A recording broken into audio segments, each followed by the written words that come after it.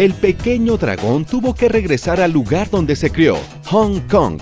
En el país asiático, el productor Raymond Chow le ofreció un contrato para rodar un par de películas donde Bruce sería el protagonista. Así filmó The Big Boss, El Gran Jefe, en 1971 y Fist of Fury, Puños de Furia, en 1972. Las películas fueron un éxito y rompieron todos los récords de taquilla. Posteriormente y de manera inevitable, en 1973, los grandes estudios de Hollywood buscaron a Lee para ofrecerle un papel protagónico, pero ahora sí, con todas las condiciones que él pusiera.